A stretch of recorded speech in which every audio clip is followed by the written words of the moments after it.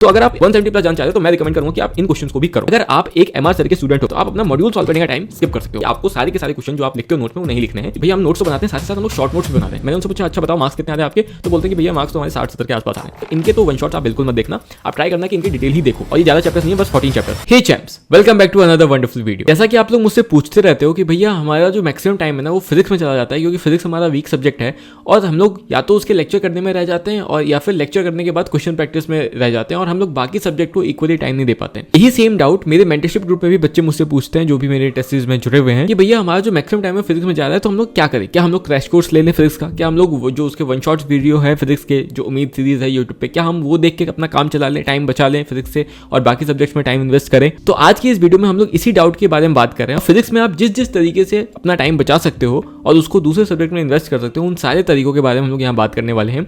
और ये भी बताएंगे कि क्या आपको वन शॉट्स देखना चाहिए और कौन से बच्चे जो वन शॉट्स देख सकते हैं, और अगर वन शॉट्स देखते हैं तो कौन से चैप्टर्स के वो देख सकते हैं, बाकी के उनको डिटेल देख लेनी चाहिए। अब फिजिक्स में टाइम बचाने के अलग अलग तरीके हो सकते हैं, जिसमें से सबसे पहला और सबसे अच्छा तरीका जो है वो ये है कि अगर आप एक एमआर सर के स्टूडेंट हो, मतलब कि आप जो फिजिक्स पढ़ रहे हो वो अपने एमआर सर से पढ़ रहे हो जो कि पीडब्ल्यू में पढ़ाते हैं, और आपको 150 मार्क्स तक ही चाहिए फिजिक्स में। आप 150 मार्क्स स्कोर करके फिजिक्स में खुश हो, आप ये सोच रहे हो कि मैं चलो 150 अगर ले आता हूँ फिजिक्स में तो मेरा बाकी काम जो है वो केमिस्ट्री और बायो हो जाएगा, तो आप जो है अपना मैक्सिमम टाइम जो आपका जाता है कि भैया हमसे मॉड्यूल सॉल्व नहीं हो पाता है, तो आप अपना मॉड्यूल सॉल्व करने का टाइम स्किप कर सकते हो, मतलब आप मॉड्यूल्स को छोड़ सकते हो। अब ऐसा मैं इसलिए बोल रहा हूँ क्योंकि अगर आप एक एमआर सर के स्टूडेंट हो और आप उनके लेक्चर्स कर रहे हो तो जो 80% मॉड्यूल्स के क्वेश्चन होते हैं वो उनके नोट्स में, उनके डीपीपीज में और उनके जो असाइनमेंट्स जो वो देते हैं उसमें कवर हो जाते हैं।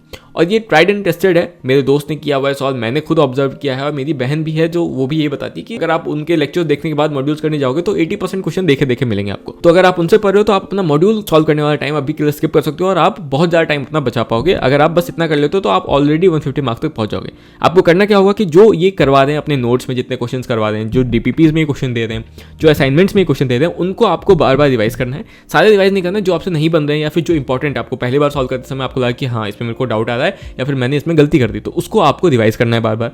और अगर आप इसके साथ साथ टेस्ट को इंक्लूड कर लेते हो, उसमें जो क्वेश्चन मिल रहे हैं, उसमें जो डाउट्स आपको आ रहे हैं, जो गलतियां आप कर रहे हो, उसको अगर आप अच्छे से मिस्ट्री कॉपी में एड ऑन करते जाते हो और उसको अच्छे से रिवाइज करते हो तो आप इजीली 160 तक भी टच कर सकते हो। ठीक है, तो ये तो हो गई बात जो कि एमआर सर के स्टूडेंट है और वो 150 मार्क्स से खुश हैं। अब ऐसे भी बच्चे होंगे जो मेरे तरह थे जिनको फिजिक्स बहुत पसंद थी, या फिर ऐसे बच्चे हैं जिनको फिजिक्स अच्छी लगती है और वो चाहते हैं कि भैया हमारा फिजिक्स क्योंकि स्ट्रॉन्ग है, केमिस्ट्री हमारी थोड़ी वीक है, ऑर्गेनिक्स हमारा वीक है, तो हम चाहते हैं फिजिक्स में अच्छा मार्क्स ले आए, 150 से ऊपर हम लोग फिजिक्स में ही स्कोर कर ले। तो उन्हें क्या करना चाहिए?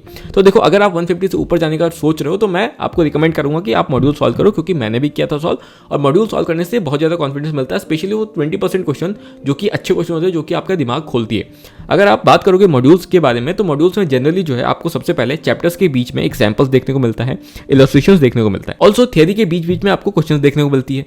ठीक है, इसके अलावा जो एक्सरसाइज में जाओगे तो आपको 3 टाइप के एक्सरसाइज मिलते हैं। एक होता है एक्सरसाइज 1 जिसमें थोड़े बेसिक लेवल का क्वेश्चन होते हैं, एक्सरसाइज 2 जिसमें थोड़ा एडवांस लेवल का क्वेश्चन होता है, और एक होता है थर्ड एक्सरसाइज जिसमें पीवाईक्यूज होते हैं आपके जनरली। तो अगर आप एमआर सर से पढ़ने वाले बच्चे हो तो आप ऑलरेडी ये जो एग्जांपल इलस्ट्रेशन वाले क्वेश्चंस हैं, जो चैप्टर के बीच में जो क्वेश्चंस मिल रहे हैं आपको, और एक्सरसाइज 1 के जो मोस्टली क्वेश्चन होते हैं, 80% इनके क्वेश्चन जो है आपके सर के नोट्स में ही कवर हो जाएंगे। अब अगर आप 170 प्लस चाह रहे हो कि मैं 165 प्लस मार्क्स ले आऊँ, 170 प्लस मार्क्स ले आऊँ, तो ये जो सेक्शन बी है या फिर एक्सरसाइज 2, अगर एलन के मॉड्यूल में जाओगे तो एक्सरसाइज 2 हो गया, और अगर आकाश के मॉड्यूल में जाओगे तो सेक्शन बी करके लिखा होता है, जिसमें आपके थोड़े हाई लेवल क्वेश्चंस आपके रहते हैं। तो अगर आप 170 प्लस जाना चाहते हो तो मैं रिकमेंड करूंगा कि आप इन क्वेश्चंस को भी करो। लेकिन अगर आपको 170 प्लस नहीं जाना और आप खुश हो 150 तक, तो आपको ये करने की कोई जरूरत नहीं है। तो जो भी मुझसे ये डाउट पूछ रहे थे कि भैया क्या हमें सारे एक्सरसाइज, सारे सेक्शंस करने हैं अपने मॉड्यूल्स के, तो नहीं करने हैं। आपका जो मार्क्स का टारगेट है, अगर आपको 165 प्लस मार्क्स नहीं चाहिए तो आपको सारे एक्सरसाइज नहीं करने हैं। स्पेशली अगर आप 170 प्लस नहीं जाना चाहते हो तो आपको सेक्शन बी नहीं करना है, एक्सरसाइज 2 नहीं करना है एलन के मॉड्यूल्स का, या भी किसी भी मॉड्यूल्स का जिसमें एडवांस लेवल वाला क्वेश्चन होता है। लेकिन अगर आपको 170 प्लस जाना है तो आपको ये करना है। ठीक है, पीवाईक्यूज तो आप करोगे, तो इसकी मैं बात यहाँ पे नहीं कर रहा हूँ। तो अभी हम लोग बात कर रहे थे उन बच्चों की जिनको 150 प्लस मार्क्स जाना है। अभी मैंने बोला कि 80% क्वेश्चन तो आपके सर के नोट्स में ही कवर हो जाएंगे। तो उसके बाद आपको क्या करना है? तो वैसे बच्चे जो चाहते हैं कि 150 प्लस मार्क्स ले आए, तो उनको कुछ नहीं करना है। जब वो सारे डीपीपीज वगैरह सॉल्व कर ले या फिर अपने असाइनमेंट्स कर ले, तो उसके बाद उनको जाना है अपने मॉड्यूल्स पे, उनको जाके बस एक ओवरव्यू लेना है। उनको दिखेगा कि देखो 80% क्वेश्चन तो सर ने करवा दिया है, उनको ऑलमोस्ट सारे क्वेश्चन देखेंगे कि हाँ ये करवाया हुआ है, ये करवाया हुआ है, इसको ऐसे करते थे, इसको ऐसे करते थे, उनको दिख रहा होगा। तो वो क्वेश्चन होगा जो उन्होंने पहले से सॉल्व कर लिया है, तो उसको उनको स्किप करते हुए जाना है। कुछ उनको क्वेश्चंस मिलेंगे जो कि 20% क्वेश्चन जो कि उनको मिलेगा कि हाँ ये तो नया क्वेश्चन, ये मैंने नहीं देखा या फिर सर ने इसके बारे में बात नहीं की, तो उनको वहां पे रुक के बस उस क्वेश्चन को सॉल्व कर लेना है। और अगर आप उस क्वेश्चन को सॉल्व करते हुए कुछ नया सीखते हो तो आपको उस पॉइंट को अपने नोट्स में ऐड कर लेना है। और बस आप अगर इतना करते हुए चलते हो तो आप इजीली 170 प्लस 165 प्लस मार्क्स तक पहुंच जाओगे। अब यही सेम कंसेप्ट जो मैंने आपको यहाँ पे बताया, ये मैंने अपने प्लानर में जो कि मैंने दिया हुआ है, मेरे ऐप पे प्रेजेंट है सारे के सारे 32 वीक्स के प्लान, उसमें मैंने लगाया हुआ है। क्योंकि अगर आप जाके मेरे प्लान को देखते हो तो आपको दिखेगा कि मैंने फिजिक्स के लिए हर दिन 4 घंटे का टाइम दिया हुआ है और उसमें लेक्चर और मॉड्यूल सॉल्व करना भी इंक्लूडेड है अपार्ट फ्रॉम डीपीपी सॉल्विंग।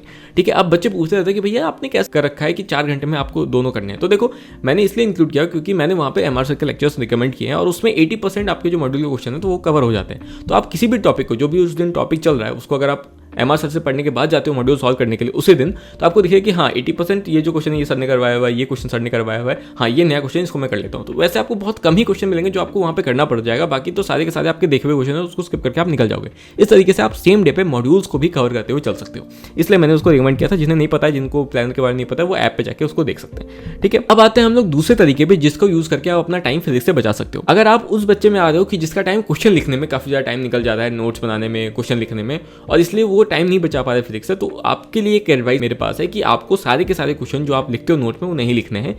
आपको करना क्या है कि जब भी क्वेश्चन आपके सामने अपीयर होता है पहली बार के लिए कि सर ने कोई टॉपिक कराया, अब सर कह रहे हैं कि देखो ये क्वेश्चन अभी आपने ये टॉपिक पढ़ा, अब इस क्वेश्चन को सॉल्व करके दो, तो इससे पहले कि सर सॉल्व करे आपको क्या करना है, उस वीडियो को पॉज करना है और ट्राई करना है खुद से सॉल्व करने का। अगर वो क्वेश्चन आपसे खुद से सॉल्व हो जाता है तब तो आपको स्किप कर देना है उस क्वेश्चन को और आप उस क्वेश्चन को अपने नोट्स में नहीं उतारना है। लेकिन अगर वो क्वेश्चन आपसे सॉल्व नहीं हुआ, ठीक है, आपने ट्राई किया लेकिन आपसे क्वेश्चन सॉल्व नहीं हुआ, तब तो आपको उस क्वेश्चन को जाके अपने नोट्स में लिखना है। अब दिक्कत तब आती है जब बच्चे पूछने लगते हैं कि भैया हमसे सारे के सारे क्वेश्चन ही सॉल्व नहीं होते या फिर 90% क्वेश्चन हमसे सॉल्व नहीं होते, तो क्या हमें सारे के सारे क्वेश्चन लिखने हैं? देखो, अगर आपसे सारे के सारे क्वेश्चन सॉल्व नहीं होते या फिर 90% क्वेश्चन सॉल्व नहीं होते, सबसे पहले तो आपके कंसेप्ट वीक है, मतलब अभी जो आपने टॉपिक पढ़ा आपको समझ नहीं आया है। या फिर दूसरा रीजन हो सकता है कि आपको कंसेप्ट तो समझ आया लेकिन आपको क्वेश्चन अप्रोच करना नहीं आता है। अगर आपको क्वेश्चन अप्रोच नहीं करना आता है, मैंने मेंटरशिप वाले ग्रुप में तो डिस्कस किया ही था अभी 2-3 दिन पहले, आपके लिए भी मैं वीडियो बना दूंगा टाइम निकाल के क्वेश्चंस को कैसे अप्रोच करते हैं। अगर आपको अप्रोच वाले में दिक्कत है तब तो वो ठीक हो सकता है, लेकिन अगर आपके कंसेप्ट्स वीक होने के कारण आप नहीं सॉल्व कर पा रहे हो तब तो आपको फिर से वीडियोस को रिपीट करके देखो। जब तक आपको कंसेप्ट समझ नहीं आया तब तक आप आगे मत जाओ, ठीक है, क्योंकि फिर उसका कोई मतलब नहीं है। हाँ, लेकिन डाउट ये था कि क्या भैया अगर मान लेते हैं हमारे कंसेप्ट वीक है या फिर अप्रोच हमें नहीं आता है, तो क्या भैया हमें सारे क्वेश्चन को उतारना है अभी के लिए, क्योंकि एक दिन में तो कंसेप्ट ठीक होगा नहीं या फिर एक दिन में अप्रोच तो आएगा नहीं। तो देखो, अगर आप ऐसे कंडीशन में फंसे हो तो आपको मैं रिकमेंड करता हूँ कि आप क्या करना कि सारे के सारे क्वेश्चन लिखने, क्योंकि बहुत ज़्यादा टाइम जाएगा और वो फालतू का वेस्ट ऑफ टाइम है, क्योंकि सारे क्वेश्चन आपके इंपॉर्टेंट होते नहीं है, बहुत क्वेश्चन बहुत बेसिक लेवल पे होते हैं। तो आपको क्या करना है कि हर एक क्वेश्चन का जब भी आप कोई लेक्चर देख रहे हो तो उस समय स्क्रीनशॉट लेना है और स्क्रीनशॉट जमा करते जाना है उस लेक्चर का जब तक वो लेक्चर खत्म नहीं होता है। एक बार आपके पास सारे स्क्रीनशॉट आ जाए और आपका लेक्चर खत्म हो जाए, उसके बाद एक ऐप आप डाउनलोड कर सकते हो जो होता है JPG टू PDF कन्वर्टर, और आप क्या कर सकते हो उन सारे फोटोज़ को जो कि आपने उस दिन कैप्चर किए हैं उनको उसमें डाल के एक PDF बना सकते हो, उसको रीनेम कर सकते हो कि हाँ ये काइनेमेटिक्स था चैप्टर 1, उसका मैंने ये क्वेश्चन का मेरे पास PDF है, क्वेश्चन सॉल्यूशन ऐसे करके आपका अरेंज हो जाएगा और आपको लिखना नहीं पड़ेगा वो। तो अगर आप चाहते हो तो ये कर सकते हो। बाकी मैंने इसको डिटेल में एक वीडियो में बताया हुआ है, मैं यहाँ पे आई बटन में लिंक लगा दूंगा। अब जब मैंने बच्चों से बात की कि आपको इतना क्यों टाइम लग रहा है फिजिक्स में, तो उन्होंने एक रीज़न बताया कि भैया हम लेक्चर देखते हैं, उसके बाद नोट्स बनाते हैं, फिर क्वेश्चन सॉल्व करने का ट्राई करते हैं, क्वेश्चन बनते हैं, क्वेश्चन नहीं बनते हैं, फिर क्वेश्चन लिखने में टाइम जाता है, जो जिन दोनों प्रॉब्लम्स को मैंने सॉल्यूशन ऊपर बता दिया। तीसरा पॉइंट था कि भैया हम नोट्स तो बनाते हैं, साथ ही साथ हम लोग शॉर्ट नोट्स भी बनाते हैं। मैंने उनसे पूछा अच्छा बताओ मार्क्स कितने आ रहे हैं आपके, तो बोलते हैं कि भैया मार्क्स तो हमारे 60-70 के आसपास आ रहे हैं। तो ये एक बहुत बड़ी दिक्कत मेरे को समझ आई कि देखो, अगर आपके मार्क्स अभी उतने अच्छे नहीं आ रहे, मतलब आप अगर अभी भी 120-130 मार्क्स के नीचे स्कोर कर रहे हो, आप 100 के नीचे स्कोर कर रहे हो, तो आपको अभी शॉर्ट नोट्स बनाने पर टाइम वेस्ट नहीं करना चाहिए। क्योंकि अगर आपके 100 से नीचे मार्क्स आ रहे हैं मतलब कि आपके कंसेप्ट वीक है, आपको क्वेश्चन प्रैक्टिस पे ध्यान देना है, इंस्टेड कि आप शॉर्ट नोट्स बनाने में टाइम वेस्ट करो। क्योंकि अगर आपके कंसेप्ट वीक है तो कंसेप्ट पे काम करना ज्यादा इंपॉर्टेंट है। शॉर्ट नोट्स तो आप एक ऑल्टरनेट तरीके से भी बना सकते हो, जो कि मैं अभी आपको बताता हूँ। मेनली शॉर्ट नोट्स उन बच्चों के लिए होता है जो ऑलरेडी 120-130 मार्क्स के आसपास स्कोर कर रहे हैं फिजिक्स में और उनके बाकी सब्जेक्ट भी थोड़े ठीक ठीक चल रहे हैं, तो उनके पास टाइम है कि वो शॉर्ट नोट बना सकें, क्योंकि उनके बाकी सब्जेक्ट भी बैलेंस्ड है और फिजिक्स भी ठीक ठीक चल रही है, या फिर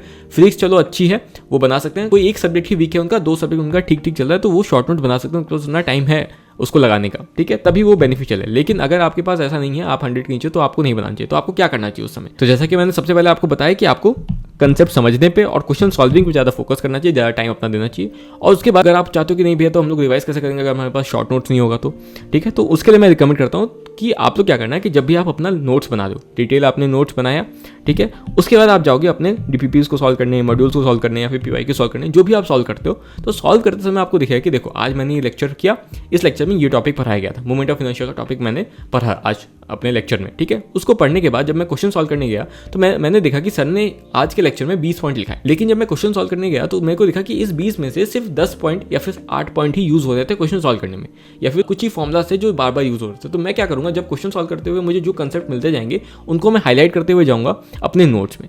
इस तरीके से क्या होगा कि आपको समझ में आएगा कि अच्छा इन सारे पॉइंट्स में से ये कंसेप्ट हैं जो कि ज़्यादा यूज हो रहे हैं, और उनको हाईलाइट करने के बाद जो आपका बनेगा वही आपका शॉर्ट नोट्स बन जाएगा, ठीक है। इस तरीके से आप अपना टाइम बचा सकते हो शॉर्ट नोट्स बनाने का, और उसको इन्वेस्ट कर सकते हो अपने कंसेप्ट बिल्डिंग पे और क्वेश्चन प्रैक्टिस में। अगर आपकी फिजिक्स उतनी अच्छी नहीं है या फिर कोई दूसरे सब्जेक्ट्स आपके ज़्यादा वीक है, आपको वहाँ भी टाइम इन्वेस्ट करना है। अब लास्ट पॉइंट जिसके बारे में हम लोग बात करते हैं यहाँ पे, जिससे हमने स्टार्ट की थी वीडियो की, कि क्या भैया हमें वन शॉट देख लेना चाहिए या फिर क्रैश कोर्स देख के अपना टाइम बचा लेना चाहिए, तो उसके बारे में बात करते हैं। बच्चे डाउट क्या पूछते हैं कि भैया फिजिक्स हमारी वैसे ही वीक है, डिटेल लेक्चर देखने बैठते हैं तो उसमें टाइम से काफ़ी निकल जाता है, फिर क्वेश्चन प्रैक्टिस नहीं कर पाते हैं, और इस तरीके से हमारी फिजिक्स अभी भी वीक ही रह जाती है। तो क्या हम लोग वन शॉट्स देख के अपनी फिजिक्स को स्ट्रॉन्ग कर लें और उस बचे हुए टाइम को अपने क्वेश्चन सॉल्विंग में लगा दें? अब ये क्वेश्चन पूछने में तो बच्चे बहुत अच्छे बनते हैं कि हाँ भैया हम लोग टाइम बचाएंगे, क्वेश्चन प्रैक्टिस लगा देंगे, लेकिन वो लगाएंगे नहीं, वो बस एक शॉर्टकट निकाल रहे हैं वन शॉट देख के अपने आप को फॉल्स सेटिस्फेक्शन देने का कि हमने फिजिक्स कर ली पूरी, ठीक है। तो मेरा रिकमेंडेशन क्या है एक्चुअली इस केस में, कि एटलीस्ट ये चैप्टर्स जो कि मैं अभी आपको नीचे दिखाने वाला हूँ, इनके लिए आप वन शॉट्स मत देखना,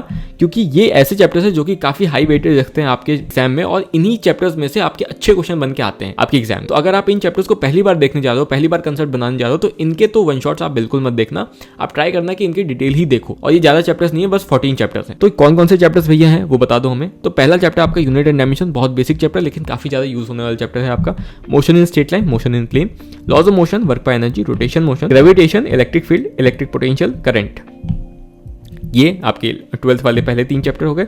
dual nature, atom, nuclear, semiconductor. ये 14 चैप्टर जो आपको दिखेंगे ऑलमोस्ट 110 से 120 मार्क्स तक का, और कभी कभी 120 से ऊपर तक के क्वेश्चन इससे बन के आते हैं, इन सिर्फ 14 चैप्टर से। और क्योंकि इनसे ज़्यादा क्वेश्चन बन के आते हैं, इसलिए चांसेस होते हैं कि इन्हीं से वो अच्छे क्वेश्चन जो कि टॉपर्स को अलग निकालेंगे या फिर आपको अलग सेपरेट करेंगे भीड़ में से, वो क्वेश्चन इन्हीं से आएंगे। तो इसलिए इनको तो आपको एटलीस्ट डिटेल लेक्चर से देख ही लेना है। उसके बाद के जो बचे हुए चैप्टर्स हैं उसको आप जाके वन शॉट से देख सकते हो। ये भी ध्यान रखना है कि सिर्फ इनको डिटेल लेक्चर से देख के ही काम नहीं होगा, उसके बाद आपको अच्छे अमाउंट ऑफ क्वेश्चन भी सॉल्व करने हैं इन 14 चैप्टर्स के लिए। और उसके बाद के जो बचे हुए चैप्टर्स हैं उसके आप वन शॉट देख सकते हो। और याद रखना, आप वन शॉट्स आप इसलिए देख रहे हो ताकि आप बाकी जो अपने स्ट्रॉन्ग सब्जेक्ट हैं, आपने वन शॉट्स इसलिए चूज किया कि मेरी फिजिक्स वीक है, मैं ज़्यादा टाइम इसमें जा रहा है, तो इससे अच्छा मैं टाइम बचा के केमिस्ट्री को स्ट्रॉन्ग बना लूँ, बायो को स्ट्रॉन्ग बना लूँ, और फिजिक्स को एक एवरेज तक ले आऊँ कि 120-130 मार्क्स तक आ जाए तो मेरा काम हो जाएगा। तो अगर आप ये सोच के वन शॉट्स देखना स्टार्ट कर रहे हो, तो जो भी आप टाइम बचा रहे हो उसको आप या तो दूसरे सब्जेक्ट्स पे लगाओगे या तो जहाँ पे क्वेश्चन प्रैक्टिस आपकी वीक है वहाँ पे लगाओगे, ठीक है। लेकिन वो जो 14 चैप्टर्स है उसमें आपको अच्छे से क्वेश्चन प्रैक्टिस भी करना है और डिटेल लेक्चर भी देखना है उसका। अब कुछ बच्चे बोलेंगे कि भैया लेकिन हमें तो 120 मार्क्स भी नीचे, हम 100 से 120 के मार्क्स, मतलब 100 मार्क्स 110 मार्क्स आ जाए या फिर 80-90 मार्क्स आ जाए तब भी हम खुश हो जाएंगे, हमारा सिलेक्शन हो जाएगा उसमें, हमारे स्टेट में कट ऑफ लो जाता है तो हमको सीट मिल जाएगी उसमें। तो अगर आप उनमें से जो कहते हैं कि भैया हम रिस्क लेने को तैयार हैं, हम 100 के आसपास भी स्कोर करेंगे तो हमारा काम हो जाएगा, तो उस केस में कह सकता हूँ कि हाँ जाओ, तब जाके आप सारे चैप्टर्स के वन शॉट देख सकते हो। और ट्राई करो कि आप जितने भी चैप्टर्स के वन शॉट देख रहे हो, ट्राई करो कि फिर पूरा ही सिलेबस करके जाओ फिजिक्स का, और जितने चैप्टर्स करके जाते हो उन सबके क्वेश्चन प्रैक्टिस आप करके जाओ। एटलीस्ट सारे इंपॉर्टेंट क्वेश्चन जो सर करवा रहे हैं या फिर डीपीपीज हैं वो तो करके जाओ ही, ताकि आप एटलीस्ट 100 मार्क्स तक स्कोर कर पाओ और पीवाईक्यूज पे फोकस करो, ठीक है। मेनली जो मैं आपको यहाँ समझाना चाह रहा था कि अगर आप इंपॉर्टेंट चैप्टर जो मैंने बताया ऊपर 14 जो चैप्टर्स थे उनको अगर आप डिटेल से कर लेते हो और बाकी अनइंपॉर्टेंट चैप्टर्स को वन शॉट से कर लेते हो और क्वेश्चन प्रैक्टिस अच्छे अमाउंट में करते हो, तो आप स्टिल 140+ मार्क्स स्कोर कर सकते हो, ठीक है, जो कि मैंने यहाँ पे कंडीशन मेंशन की है। या फिर दूसरा तरीका है कि आप सारे के सारे वीडियोस जो है वन शॉट ही देखो और क्वेश्चन प्रैक्टिस कर लो, और तब उस केस में आप जाके 100 से 115 मार्क्स स्कोर कर पाओगे, ठीक है। अब जो आपको चूज करना है आप चूज कर सकते हो। मैंने दोनों कंडीशन बता दी, उसका आउटकम भी आपको बता दिया है। तो होप कि आपको समझ आई होगी कि कैसे कैसे आप टाइम बचा सकते हो फिजिक्स से, और क्या करने पे क्या नुकसान है, क्या करने पे क्या बेनिफिट है। ऐसी और इंटरेस्टिंग वीडियो के लिए आप चैनल को सब्सक्राइब कर लो। तब तक के लिए बाय बाय, मिलते हैं नेक्स्ट वीडियो के साथ। Take care.